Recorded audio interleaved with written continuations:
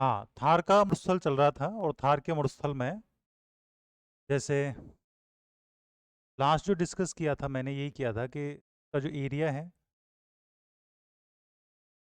वो कुछ रिपोर्ट्स के अनुसार कितना है, ओवरऑल कितना है, वो सारी बातें मैंने लास्ट में डिस्कस की थी। तो जैसे नॉर्मली अगर हम बात करते हैं थार के मरुस्थल की, तो राजस्थान का मैंने बताया था 61.11% भाग है और पॉपुलेशन है 40%। ये एक एवरेज डाटा है।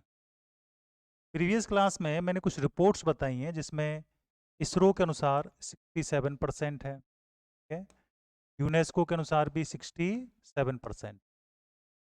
ये रिपोर्ट्स मैं पढ़ा चुका हूँ। इन्होंने 67% भाग पे माना है और अगर ओवरऑल मानेगा तो 61.11% भाग पर डेजर्ट माना है। कुछ बातें हमने पढ़ी के साहब यहाँ पर तैतीस सागर के प्रमाण मिलते हैं। तैतीस सागर था, वर्तमान में यहाँ पर खारे पानी की झीलें, जीवाश्म खनिज, आदि चट्टान, सब तैतीस सागर के ही अवशेष, वो भी प्रमाण हमने देखे थे। दूसरा, प्रोफेसर एच.एस. शर्मा मैंने बताए थे, उन्होंने ये कहा था कि राजस्थान में जो खारे पानी की झीलें हैं, तैतीस सागर के अवशेष का निर्माण माइकासिस चट्टानों में कैल्सीकरण की क्रिया से हुआ है। रेगिस्तानी जिले मूलतः पहले 12 थे और 12 में जो नए जिले बनने के बाद में 4 जिले ऐड हुए हैं, उसके बाद जिले कितने हो गए, 16 हो गए। वो भी हमने बात की थी। 4 जिले कौन से जुड़े, फलोदी, बालोतरा, डीडवाना, कुचामन और ब्यावर। ब्यावर टोटल नहीं है, कुछ भाग ब्यावर का इसमें शामिल हो जाएगा। ये सारी बातें तो हो गई थी। अब हम आगे क्या करेंगे कि थार के मरुस्थल को क्षेत्रीय आधार पे 4 भागों में बांटेंगे, या हम ऐसे भी लिख सकते हैं कि शुष्कता के आधार पे इसको 2 भागों में बांटेंगे। वो दोनों ही बातें एक ही है। शुष्कता के आधार पे भी 2 भागों में बांटे हैं, तो कैसे बांटेंगे, जैसे एक तरफ तो आ जाएगा शुष्क जोन, एरिड जोन, और एक तरफ आ जाएगा अर्ध शुष्क। और ये डिवाइडेशन कौन करता है, 25 सेंटीमीटर समवर्षा रेखा करती है। 25 सेंटीमीटर समवर्षा रेखा थार के मरुस्थल को 2 भागों में डिवाइड करती है, एरिड और सेमी एरिड। फिर ये जो एरिड जोन है ये वाला, इसको आगे चल के हम वापस 2 हिस्सों में पढ़ेंगे। एक तो हम पढ़ेंगे बालू का स्तूप युक्त प्रदेश, बालू का स्तूप युक्त है, डेजर्ट ड्यून बोलेंगे इसको। और एक हम पढ़ेंगे बालू का स्तूप मुक्त प्रदेश, बालू का स्तूप मुक्त, ये पढ़ेंगे। और जो अर्धशुष्क वाला हिस्सा है, इसको 3 से 4 हिस्सों में डिवाइड कर देते हैं अध्ययन की सुविधा की दृष्टि। जैसे एक तो आता है घग्गर का मैदान, शेखावाटी प्रदेश, और इसी शेखावाटी प्रदेश में आ जाती है आपका जैसे नागौरी उच्च भूमि, नागौरी अपलैंड का भाग है, नागौरी उच्च भूमि। और एक हम इसमें पढ़ते हैं लूनी बेसिन या गौड़वार। ये हमने अध्ययन की सुविधा की दृष्टि से ऐसे इसके 2 भाग कर दिए। या हम ऐसे भी कह सकते हैं कि अर्धशुष्क बेल्ट में कौन कौन आते हैं और शुष्क बेल्ट में कौन कौन आते हैं, ये प्रश्न भी हमसे यहाँ। ग्राफिक्स में देखें इसको,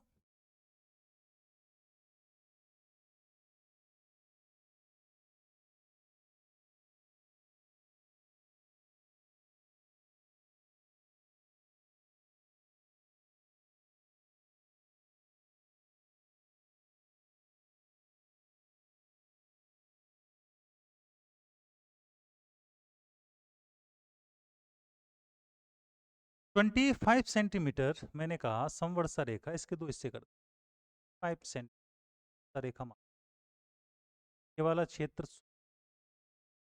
ये वाला क्षेत्र अर्धशुष्क, अर्धशुष्क। अब इसमें जो नॉर्थ हिस्सा है ये वाला, ये कंप्लीट आपका घग्गर का मैदान, घग्गर प्लेन। ये वाला शेखावाटी प्रदेश है, ठीक है। इसी के अंदर यहाँ पर ये नागौरी अपलैंड आएगा, नागौरी उच्च भूमि। सर ये लूनी बेसिन यानी कि गौड़वार प्रदेश है, गौड़वार प्रदेश। तो कहने का अर्थ ये है कि जो थार डेजर्ट है जिसमें एरिड और सेमी एरिड में इसलिए 3-4 हिस्से आ जाते हैं। इसके फिर 2 हिस्से करेंगे, बालू का स्तूप युक्त और बालू का स्तूप मुक्त प्रदेश, ताकि शुष्क प्रदेश में जो हम एरिया देखते हैं वो तो हमें ये नजर आ रहा है इधर, लेकिन जब हम युक्त और मुक्त करके पढ़ते हैं तो इधर वाला कुछ एरिया भी इसके अंदर कहीं कहीं शामिल होगा, लेकिन उसमें कोई कंफ्यूज होने वाली बात नहीं है। कि मैक्सिमम उसका एरिया कहाँ पर आता है, ऐसे प्रश्न। अब हम क्या करेंगे, इसके जो 4 भाग हैं 1 बाई 1 इनको एक एक करके पढ़ेंगे। जैसे सबसे पहले हम बात करें घग्गर के, घग्गर प्लेन, घग्गर का मैदान। घग्गर का जो मैदान है इसमें एवरेज जिले पूछेगा 2, गंगानगर हनुमानगढ़ पूछा गया है। जिले बार बार पूछे भी जाते हैं, गंगानगर हनुमानगढ़ जिले आपको याद रखने हैं। दोनों जिलों में एवरेज वर्षा रहेगी 25 से 40 से। यहाँ का क्लाइमेट रहेगा अर्ध शुष्क, सेमी एरिड क्लाइमेट है। यहाँ जो मिट्टी है ओवरऑल पूछेगा तो जलोढ़ बतानी, एल्फी सॉल्स, जलोढ़ मृदा। लेकिन याद रखना जब कृषि विभाग के अनुसार पढ़ते हैं, मिट्टी टॉपिक में भी डिस्कस करूंगा आगे, कृषि विभाग के अनुसार पढ़ते हैं तो उन्होंने राजस्थान में 14 भागों में मिट्टियों को डिवाइड किया था। उनमें एक मिट्टी तो बताई थी इन्होंने साइरोजेक्स, ये मिट्टी बताई थी साइरोजेक्स, और एक बताई थी रबेरिता या रबवेरिना। ये दोनों मिट्टियां गंगानगर में है तो घग्गर का पता नहीं। ओवरऑल पूछेगा तो जलोढ़, जलोढ़ के साथ साथ रेतीली मिट्टी भी अंशतः रेतीली मिल जाए, अंशतः रेतीली। एकमात्र ऐसे जिले हैं घग्गर के मैदान में गंगानगर हनुमानगढ़ जो थार का हिस्सा है और यहाँ जलोढ़ मिट्टी पाई। बाकी तो आप देखो थार में जलोढ़ मिट्टी का क्या काम, लेकिन ये क्या नहरी प्रदेश है, नहरी प्रदेश है, घग्गर का मैदान है और घग्गर हिमालय से आने वाली नदी है और वो शिवालिक हिमालय अवसादी चट्टानों से बना है, इसीलिए वहां पर इसने जलोढ़ मिट्टी का क्या किया है, जमाव। घग्गर का जो मैदान है थार के मरुस्थल का, यानी कि पूरे डेजर्ट की बात कर रहे हैं, मरुस्थल का सर्वाधिक उपजाऊ क्षेत्र है, सर्वाधिक उपजाऊ। एक प्रश्न तो ये आ जाएगा कि मरुस्थल में सर्वाधिक उपजाऊ जिले बताओ, गंगानगर हनुमानगढ़। और वैसे भी जब हम आगे डिटेल में पढ़ेंगे तो राजस्थान में सर्वाधिक सिंचित जिले, इरिगेशन जहाँ सबसे ज़्यादा होता है, ठीक है, क्या पूछ ले नहरों से सर्वाधिक सिंचित जिले, सर्वाधिक सिंचित जिले, तो हमें ये पता है गंगानगर हनुमानगढ़ का ही नाम, गंगानगर हनुमानगढ़ का नाम आता है, इसका मतलब घग्गर का दोनों डाटा। हम इसको खाद्यान्न का कटोरा कहते हैं गंगा। लेकिन याद रखना अगर भौतिक प्रदेशों में पूछ ले कि कौन से भौतिक प्रदेशों को खाद्यान्न का कटोरा कहा जाता है तो फिर आपको जवाब देना पड़ेगा पूरी मैदान, फिर उसमें थारा आंसर नहीं करना है। क्योंकि गंगानगर को हम खाद्यान्न का कटोरा इसलिए कह रहे हैं कि यहाँ एक तो गेहूं की, चावल की खेती ज़्यादा होती है, और जब भौतिक प्रदेशों की बात होगी तो भौतिक प्रदेश तो कितने हैं, 4 ही हैं।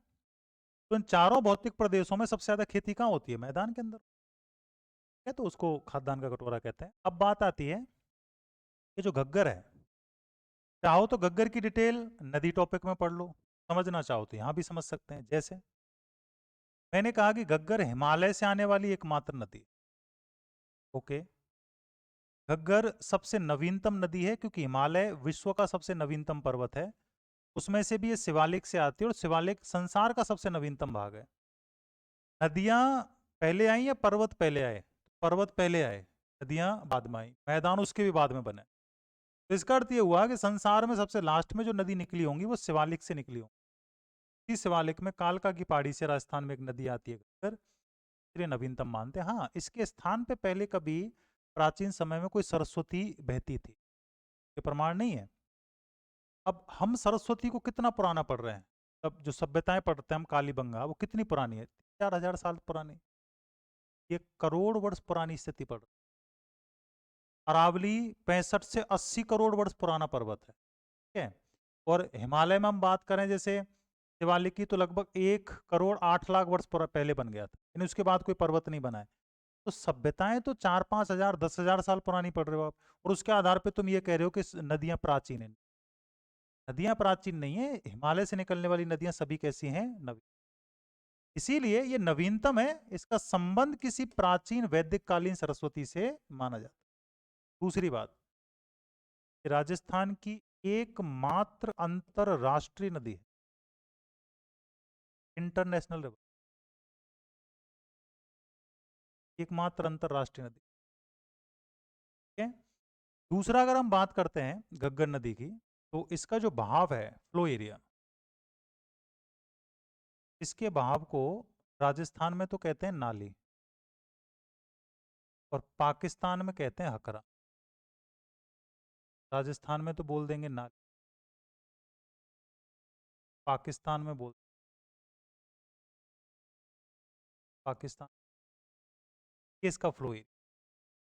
दूसरी अगर हम बात करते हैं घग्गर के मैदान के बाद में, शेखावाटी प्रदेश आता है।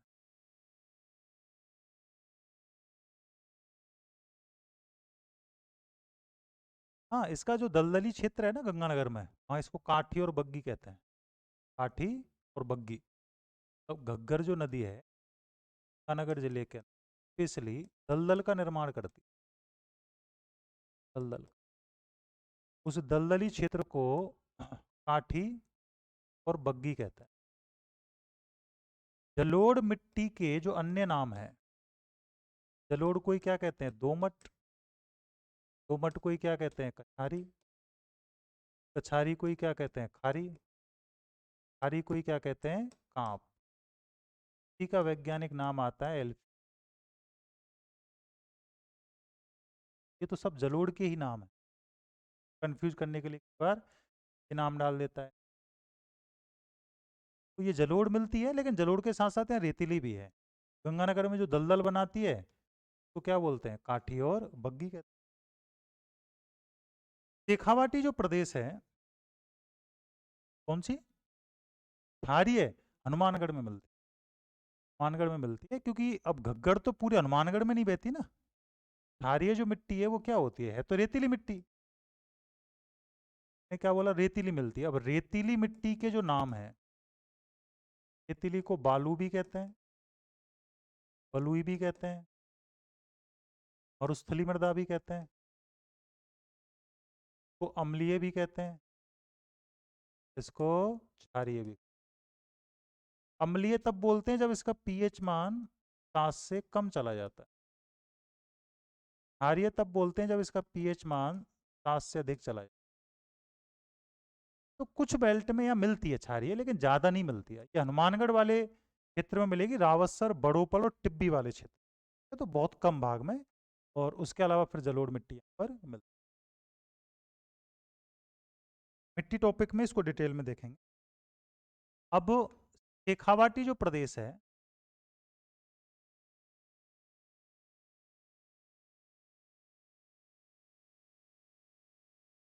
शेखावाटी प्रदेश, नागौरी उच्चभूमि इसी के अंदर ही पढ़ेंगे हम। तो पहली बात तो इसमें जिले पूछेगा आपसे, जैसे चूरू, झुंझुनू, फिर पहले नागौर का उत्तरी भाग आता था, अब हम डीडवाना कुचामन लिख लेंगे वहां पर, डीडवाना कुचामन। और अगर कल को वो ये जिला नहीं डालेगा तो हम पहले लिखते थे नागौर का उत्तरी भाग, फर्क पड़ेगा नहीं, नागौर का, वो तो विभाग ही क्लियर करके देगा इन चीज।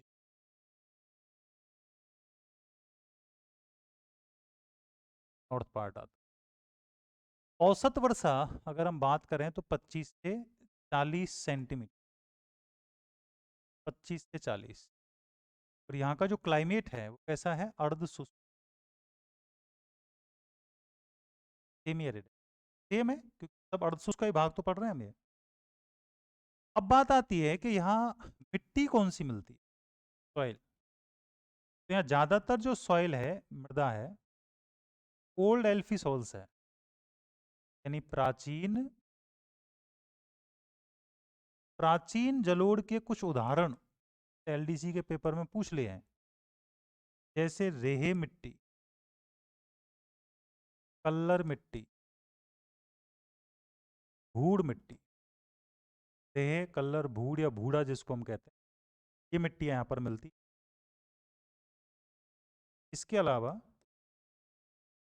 इस क्षेत्र को हम बांगर प्रदेश कहते हैं, शब्द बहुत आता है, बांगर।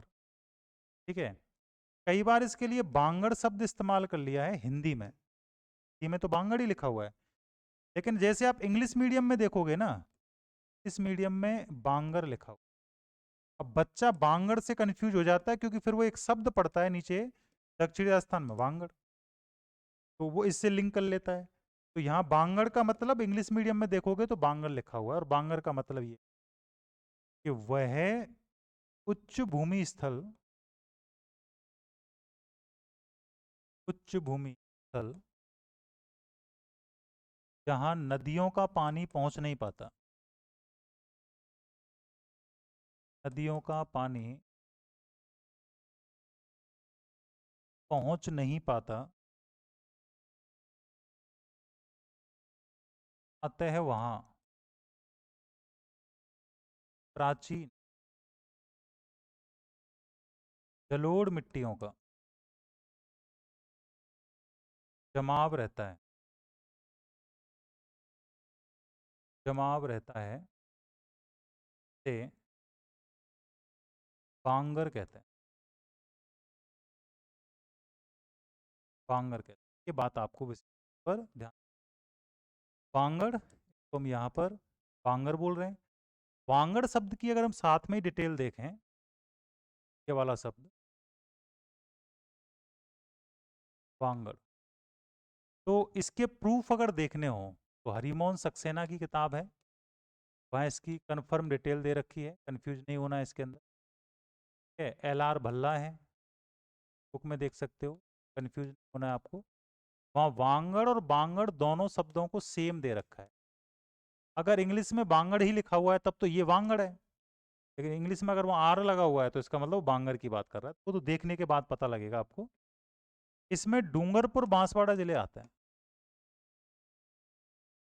डूंगरपुर बांसवाड़ा जिले, लेकिन इसमें तो दोनों जिले आ रहे हैं सम्मिलित रूप से। जैसे ये हमारा दक्षिण राजस्थान है,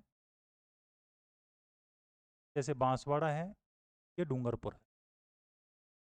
तो डूंगरपुर बांसवाड़ा दोनों को तो बांगड़ बोल रहे हैं, लेकिन डूंगरपुर बांसवाड़ा के जो मिड का हिस्सा है, बीच वाला हिस्सा, उसको मेवल कहते हैं, उसको मेवल बोला जाता है। बीच वाले हिस्से को सम्मिलित रूप से क्या बोलते हैं, उसको बांगड़ कहते हैं। आगे जब हम पढ़ेंगे, बांसवाड़ा है, इधर प्रतापगढ़ है, तो बांसवाड़ा प्रतापगढ़ के बीच का भाग क्या कहलाएगा, छप्पन का मैदान, मैदान में पढ़ाऊंगा। और जब माही नदी इस प्रतापगढ़ में जाती है तो वहां उसका भाव क्षेत्र क्या कहलाता है, कांठल। तो अलग अलग विशेषताएं हैं, अलग अलग क्षेत्रों में पढ़ेंगे। हम केवल अभी किसकी बात कर रहे हैं, बांगड़ की। फिर एक शब्द आता है जोहड़, या इसको कहते हैं जोहर, जोहड़ या जोहर। जोहड़ क्या है, शेखावाटी प्रदेश में कच्चे कुएं हैं, कच्चे कुएं। अब कुएं क्यों बनाए जाते हैं, जल संरक्षण के, जल संरक्षण के लिए शेखावाटी प्रदेश में बनाए गए कच्चे कुओं को ही जोहड़ कहा जाता है। इसमें एक प्रश्न आपसे ये भी पूछ लेता है, जोहड़ क्या है, या जोहड़ का संबंध कहाँ से है। विशेष तौर पे तो संबंध ही पूछा गया है कि जोहड़ का संबंध बताओ कहाँ से है। जोहड़ का संबंध हमें शेखावाटी प्रदेश से बताना। अब ये कच्चे कुएं हैं, अगर इनको पक्का कर दिया जाए, ठीक है, तब इनका नाम पड़ जाता है नाड़ा, नाड़ा। वही बात है, नाड़ा शेखावाटी प्रदेश में है,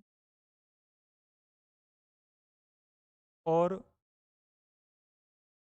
पक्के कुएं हैं यहाँ, पक्के कुएं। देखो, ये तो हम किताबों के आधार पर पढ़ रहे हैं कि ये कच्चा है, एक पक्का है। एक्चुअल में ऐसा कुछ नहीं है। वहाँ अगर हम शेखावाटी की बात करें तो वहाँ कच्चे कुओं को कई बार हम क्या बोल देते हैं, नाड़ा, और पक्के कुओं को क्या बोल देते हैं, जोड़। तो इससे तो कोई फर्क पड़ेगा नहीं।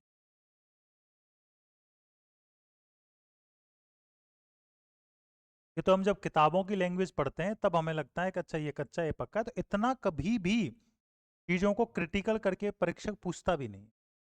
इसलिए आप ओवरऑल याद रखोगे कि कच्चे कुएं आपके जोड़ हैं और पक्के कुएं कौन से हैं, नाड़ा है। अगर ऐसे ही कच्चे कुएं जो यहाँ पर लिखा हुआ है शेखावाटी में ना होकर ऐसे कच्चे कुएं ढूंढाड़ क्षेत्र में हो,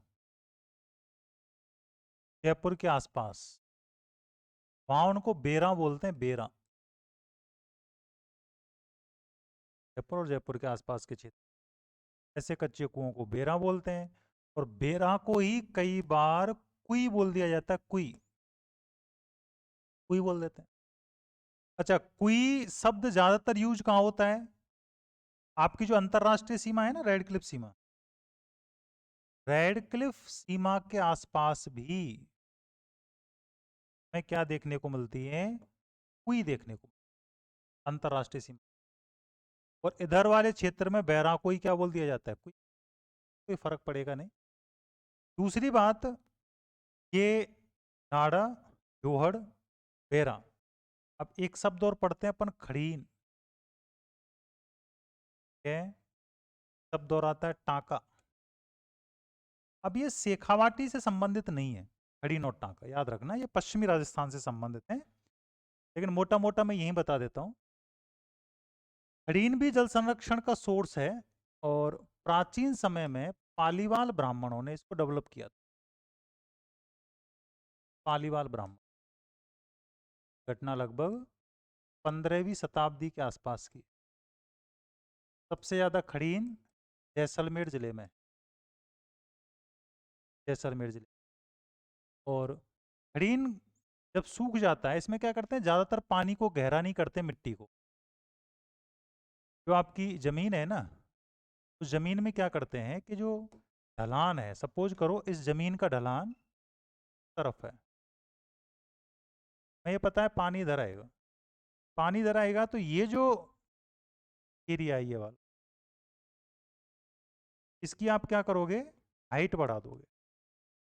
अब हाइट या तो आप पत्थर की दीवार बना दोगे, चिनाई कर दोगे, या आप क्या करोगे, मिट्टी की ही हाइट बढ़ा दोगे, डोरी जिसको हम कहते हैं।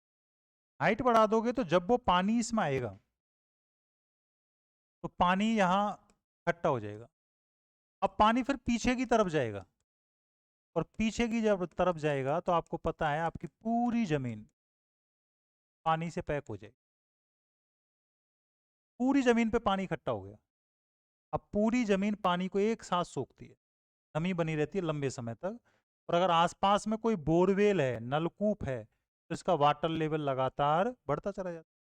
और अगर इसमें ज्यादा बढ़ेगा वाटर लेवल, तो आप क्या करोगे, साइड में से रास्ता देते हो, फिर यहाँ से पानी की निकासी करोगे, फिर आगे जाकर अगला व्यक्ति भी सेम यही प्रोसेस अपनाएगा, वो भी पानी को रोक लेगा।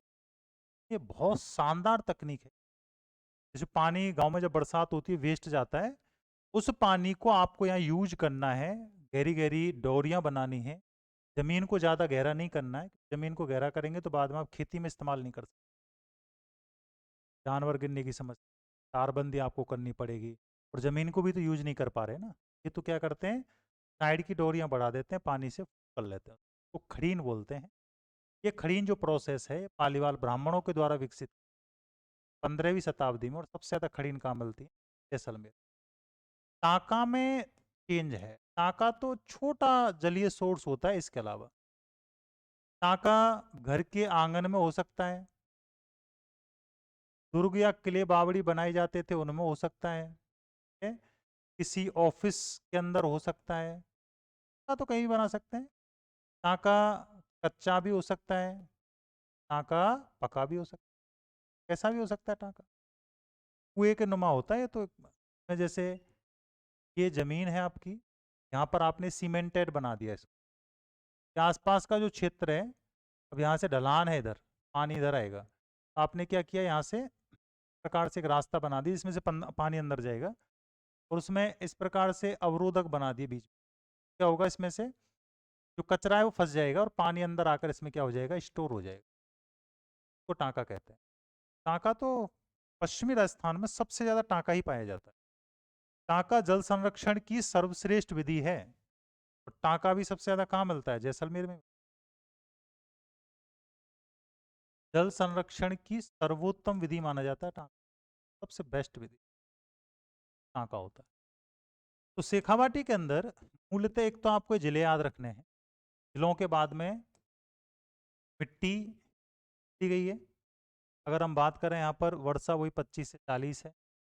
बांगर प्रदेश इनके अर्थ पूछ लिए गए हैं। फिर मिलती जुलती बातें थी वो भी मैंने साथ में लिखवा दी हैं। बांगर डूंगरपुर बांसवाड़ा को कहते हैं। मेवल इन दोनों के बीच के भाग को कहते हैं, जैसे यहाँ पर ये। फिर इसके बाद में हमने नाड़ा देखा, लोहड़ देखा, के साथ में हमने खड़ीने और टांका के बारे में भी समझा। ये सारी बातें शेखावाटी से कनेक्ट होती। अब राजस्थान में जो अरावली माउंटेन है वो ऐसे जा रहा है और शेखावाटी इधर रह जाता है। शेखावाटी मतलब नागौर इधर है और डीडवाना कुचामन इधर है। ठीक है, यहाँ सीकर है, यहाँ झुंझुनू है और इधर ऊपर चूरू है। ऐसे करके पूरा शेखावाटी है।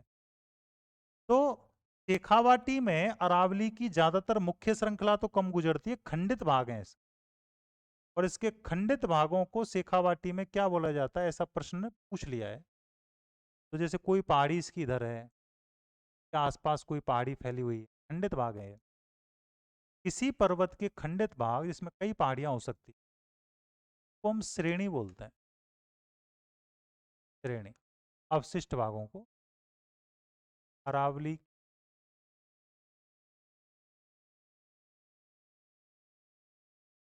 अवशिष्ट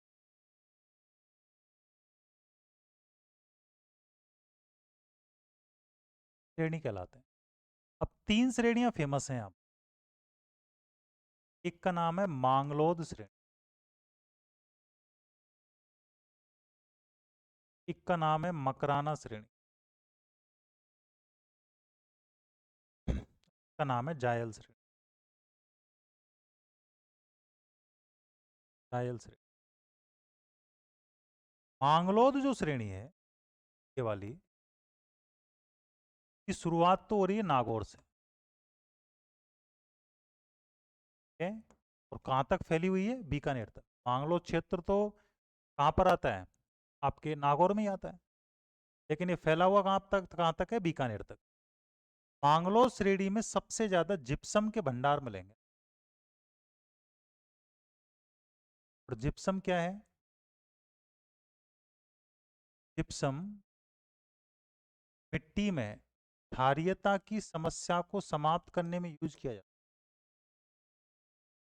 क्षारीयता को कम करने में। दूसरा, जिप्सम का उपयोग प्लास्टर ऑफ पेरिस में भी करते हैं, पीओपी के निर्माण में भी करते हैं।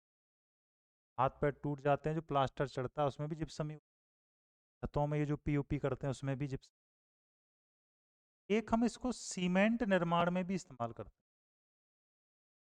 सीमेंट के निर्माण तीनों में उपयोग किया जाता है जिप्सम। और जिप्सम की भंडार अगर हम बात करें तो नागौर, नागौर के साथ साथ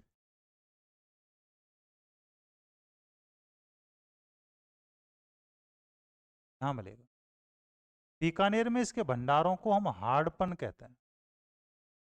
बड़े बड़े भंडार हैं इसके, उनको बीकानेर में स्पेशली क्या बोला जाता है, हार्डपन बोला जाता है भंडार। अगली जो श्रेणी है मकराना श्रेणी, नाम से ही पता लग जाता है कि मकराना कहाँ की विशेष।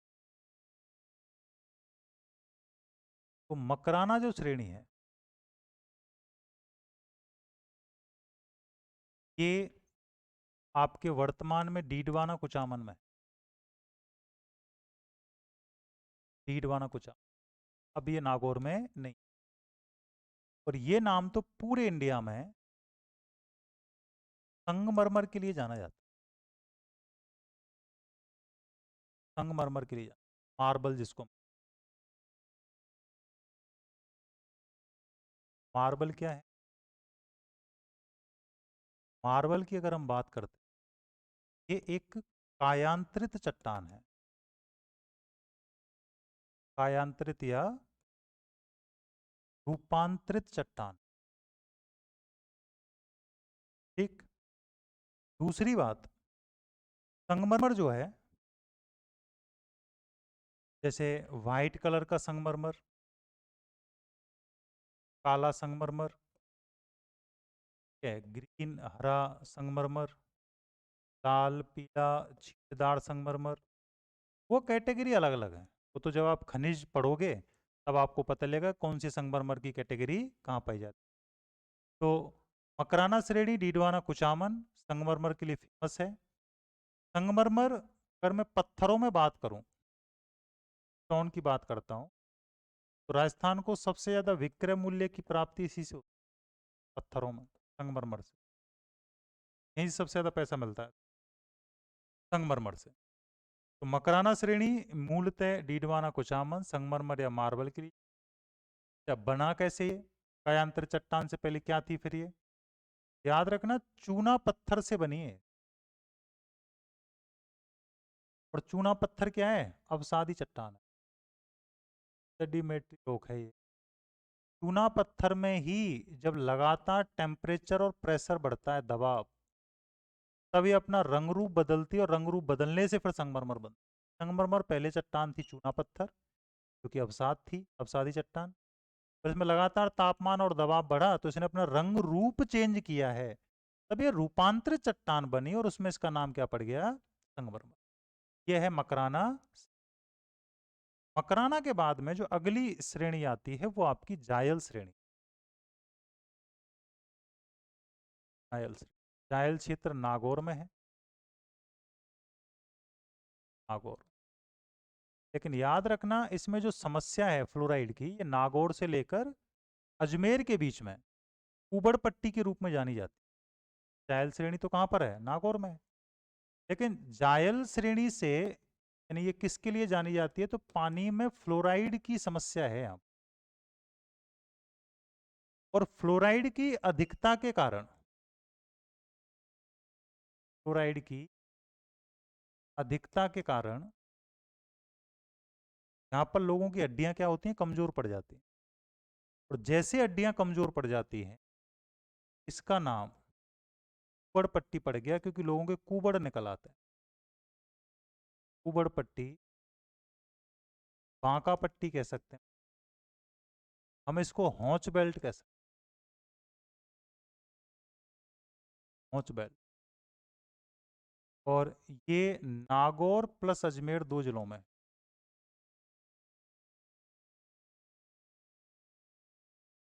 नागौर प्लस अजमेर दो जिलों में है। फ्लोराइड एक गंभीर समस्या है। ये शायद राजस्थान का एक भी जिला ऐसा नहीं है जहां पानी में फ्लोराइड नहीं है। नवीनतम रिपोर्ट थी, हालांकि जब ये रिपोर्ट आई थी जब राजस्थान में 33 जिले थे, और उस 33 जिलों के आधार पर जो रिपोर्ट आई उसमें यह कहा गया कि राजस्थान के सभी जिलों में फ्लोराइड है पानी। बस ये है, कहीं मात्रा ज्यादा है, कहीं पर मात्रा कम है। फ्लोरोसिस बीमारी होती है इससे, फ्लोराइड की अधिकता से अगर मैं बात करूं तो फ्लोरोसिस बीमारी का खतरा ज्यादा रहता है। फ्लोरोसिस बीमारी में क्या होता है? जैसे दांत जो हैं का रंग पीला पड़ जाता है, हड्डियां अत्यधिक कमजोर हो जाती, कमर से लोग झुक जाते हैं, झुक जाते हैं। इसीलिए इसका नाम पड़ा है कुबड़ बांका पट्टी। जो हम आरओ लगाते हैं घरों के अंदर पानी को प्योर बनाने के लिए, तो ठीक है, आरओ हम लगा रहे हैं, उसका यूज कर रहे हैं।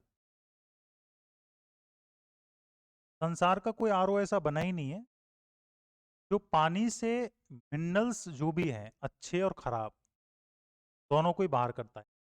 ऐसा नहीं है, ऐसा कोई भी आरओ नहीं बना वर्ल्ड का जो खराब तत्वों को बाहर कर दे, अच्छे तत्वों को पानी के अंदर छोड़ दे। ऐसा तो कोई आरओ नहीं बना, पानी से दोनों को ही बाहर कर देता है। अब पानी से हमारी बॉडी के लिए जो मिनरल्स मिलने चाहिए वो तो बाहर हो गए, अब पानी बस पानी ही रहा है, प्यास बुझा सकता है। बॉडी को जो मिनरल्स चाहिए पानी से वो नहीं है। जो कुछ महंगे आरओ होते हैं, ठीक है, वो चीजें पानी में ऐड करके आपको देते हैं। मिनरल्स जो होते हैं वो ऐड करके डालते हैं, पहले तो खराब और अच्छे मिनरल्स को बाहर कर देंगे, फिर पानी जब तक आपके गिलास में पहुंचेगा उसमें कुछ चीजें वो आरओ मशीन ही ऐड करके आपको देती है। वो वाटर आरओ वाटर कर आता है। ये जो 8-10 हज़ार, 15-20 हज़ार, 30 हज़ार की जो मशीनें लगाते हैं, ये तो बस इतना ही है कि उसमें से उन तत्वों को क्या कर देंगी, बाहर कर देंगे। लाखों में मशीनें आती। अल्काइन जो वाटर है, जो सबसे सेफ वाटर माना जाता है, की कीमत 1 लीटर की हो सकता है, 1 लीटर की कीमत 3,000 हो, 4,000 हो, ऐसी कुछ कीमत उसकी। आम आदमी से ऊपर भी उसको नहीं पी सकता। पानी को कौन पिएगा? स्पोर्ट्स वाले जो लोग होते हैं वो सब यूज। अल्काइन वाटर बनाने की एक प्रोसेस होती है नॉर्मली, जैसे घर पे पानी में खीरा, नींबू काट के उसके अंदर ही छोड़ दिए जाते हैं, और वो 24 घंटे या शायद 48 घंटे तक उसके अंदर ही, और भी 2-3 चीज़ें डाली जाती हैं, उसके अंदर ही छोड़ दिया जाए। फिर 48 घंटे बाद आप उस पानी को यूज़ करोगे तो वो अल्काइन वाटर बन जाता है। ठीक है, जो भी है। तो यहाँ आपको इतना याद रखना है कि फ्लोरोसिस बीमारी से ये समस्याएं होती हैं। ऊबड़ पट्टी बहुत बार पूछा गया है, बांका पट्टी जिसको मोच बेल्ट कहते हैं, जिले पूछ लेता है कि ये समस्या ज़्यादातर गंभीर किधर है, नागौर और अजमेर के अंदर ये समस्या सबसे ज़्यादा गंभीर है। और राजस्थान में जो रिपोर्ट आई थी उसमें सभी जिलों के अंदर फ्लोराइड की मात्रा बताई गई थी। ये थी आपकी डायल श्रेणी। इसके बाद में जैसे मैंने कहा था, ये जो शेखावाटी प्रदेश है ना, आंतरिक जल प्रवाह के लिए जाना जाता है। इंटरनल ड्रेनेज के लिए शेखावाटी को जाना जाता है। आंतरिक बहाव क्षेत्र भी सबसे बड़ा शेखावाटी का ही माना जाता है। सबसे बड़ा इंटरनल जो ड्रेनेज है, शेखावाटी का सबसे बड़ा माना जाता है। हम जब टोटल ड्रेनेज पढ़ते हैं राजस्थान के अंदर, तो राजस्थान में सबसे ज़्यादा नदियाँ आंतरिक बहाव क्षेत्र की नदी का पानी किसी सागर या महासागर तक पहुँच नहीं पाता। शेखावाटी में इंटरनल वाटर बेल्ट भी ठीक ठाक माने गए हैं। बाह्य सतह पे भी आंतरिक बहाव की नदियाँ बहती हैं। दोनों को मर्ज करके इसका आंतरिक प्रवाह सबसे ज़्यादा राजस्थान के अंदर माना। दूसरी बात, नागौरी उच्च भूमि की बात करूं, नागौरी अपलैंड की बात करूं,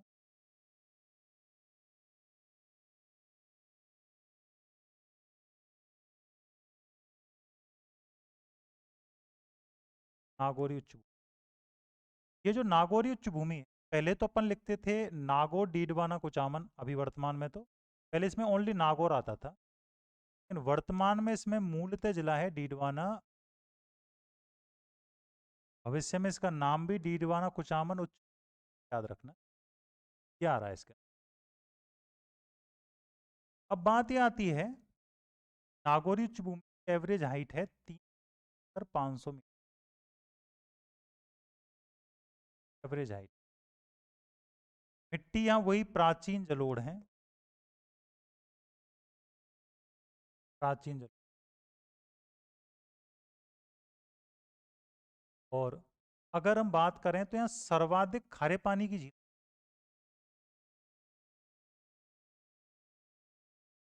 खारे पानी की झील, वो जो खारे पानी की झील नामों पे, उनमें नाम तो आता है आपके दीवाना झील का, नाम आता है कुचामन झील का, नाम आता है नावा झील। अब ये तो डीडवाना कुचामन में है। सांभर झील, सांभर झील जयपुर के अंदर भी है, डीडवाना दोनों मात। ये कुछ झीलें आपको कावाटी नागौरी उच्च भूमि के अंदर मिलती। और मैंने जो प्रोफेसर वीसी मिश्रा पढ़ाए थे, उन्होंने भी ज़्यादातर रिसर्च इन्हीं झीलों के ऊपर, यानी शेखावाटी प्रदेश, जैसे नागौर जिले के अंदर मैं बात करूं, और आती है डेगाना। डेगाना अब नागौर में है, डीडवाना कुचामन उठा हुआ हिस्सा है, भी नदियां नहीं बहती हैं, से प्राप्त हो जाती नदियां जहाँ पर नवीनतम जलोढ़ मिट्टी का जमाव करती, नवीनतम जलोढ़, तो एल्फीसॉल, तो हम क्या कहते हैं, खादर कहते हैं। और जहाँ प्राचीन जलोढ़ होती है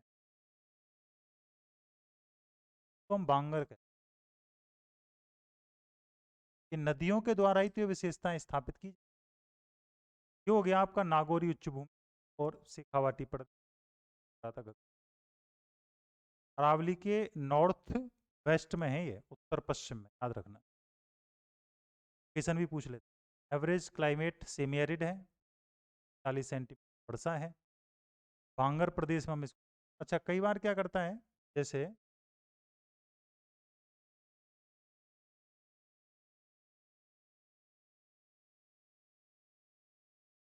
हाँ समझे, इसने प्रश्न ऐसे पूछ लिया है कि कौन बांगर में शामिल नहीं है, नहीं है, ऐसा प्रश्न आ जाए।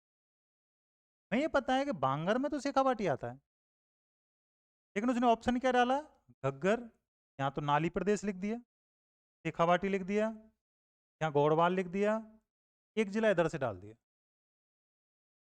अब वो ये पूछ लेता कौन शामिल है, तब तो हम क्या कर देते, शेखावाटी। अब इसका मतलब ये है कि आपको जो ऑप्शन ढूंढना है उसमें ये ढूंढना है, बांगर का मतलब शेखावाटी, शेखावाटी का मतलब अर्धशुष्क।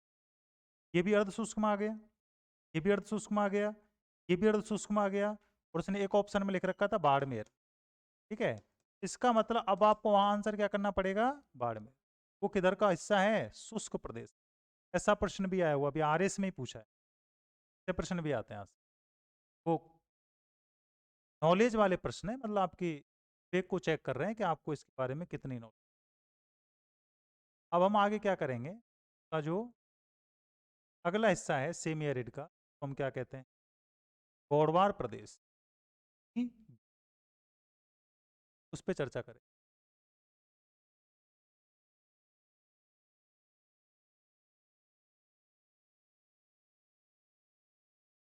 उन्हीं बेस गौड़वार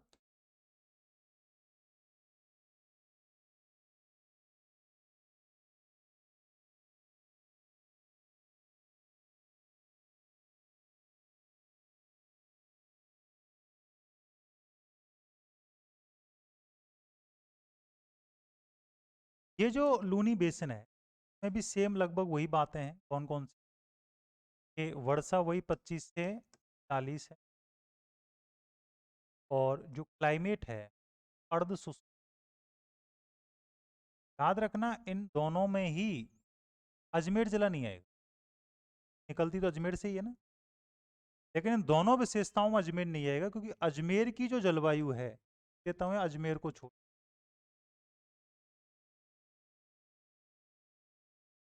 अजमेर, क्योंकि अजमेर की जो जलवायु है वो उपाद्र है, अजमेर इसमें आता है अर्धशुष्क। अब यहाँ में लूनी ड्रेनेज देखना है, लूनी का फ्लो देखना है, तो ये जैसे लूनी का उद्गम हो,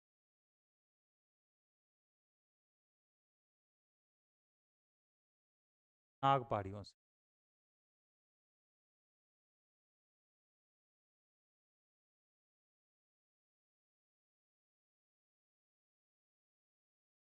स्टार्टिंग में 2 जलधाराओं में निकलती है, लूनी शाखाओं में निकलती।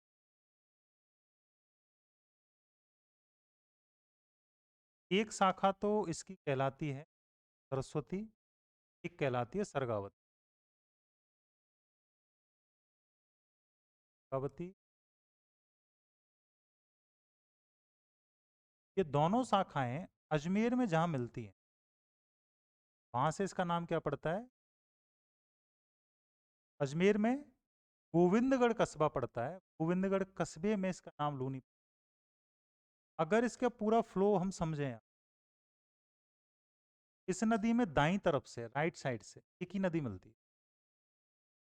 राइट साइड है, इधर लेफ्ट साइड। पता कैसे किया, तो जिधर नदी बहती है उधर ही फेस करके खड़े होने पर लेफ्ट और राइट बता सकते। इधर बहती है, इधर है तो राइट ऊपर, लेफ्ट, राइट साइड से इसमें केवल एक ही नदी मिलती है, उसका नाम है जोजड़ी कह लो, जोजड़ी कह लो, बात है। लेफ्ट साइड से अगर हम बात करें तो दो छोटी नदियां ऐसी हैं जिनका एरिया फिक्स नहीं है, तो लीलड़ी नाम आता है, एक मीठड़ी नाम आता है। इधर से लील, फिर इधर से एक ठीक नदी मिलती है बांडी, बांडी में इधर से आके मिलती है गुहिया। फिर आगे चलते हैं, इधर से नदी आती है खिड़ी, फिर एक नदी आती है सुकड़ी, फिर एक नदी आती है जवाई, जवाई में इधर से मिल जाती है खारी, सबसे लास्ट में आती है आगे। अजमेर से लेकर और राजस्थान में ये लास्ट जालौर तक जाती है। देखो, तो लीलड़ी मान लेते,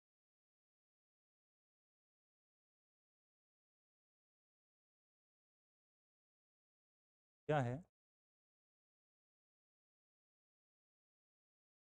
पांडी है।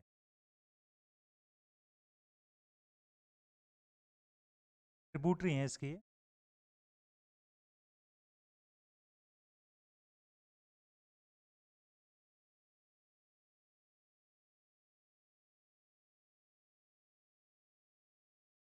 खारी।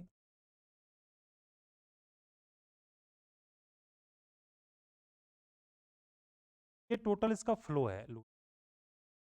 में अभी थोड़ा सा चेंजमेंट हुआ है कि इसमें नया जिला ब्यावर आ गया है, बालोतर आ गया है। अजमेर है, नागौर है, ब्यावर है, और है बालोतरा है, बाड़मेर है और भारतीय मरुस्थल में इसका अगर हम फ्लो देखते हैं, भाव देखते हैं, मरुस्थली को अगर हम देखें लून बहाव को एरिया,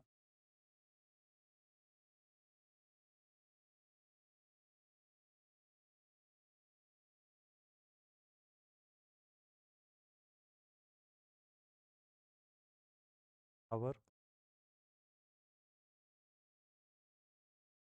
बालोतर, बाड़मेर,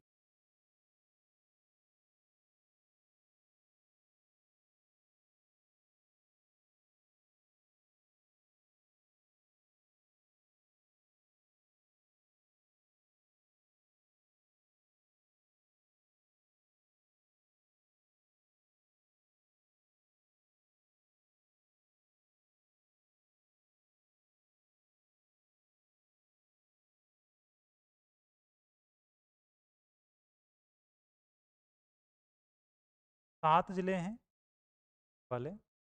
पाली में वर्तमान में नहीं बहती है।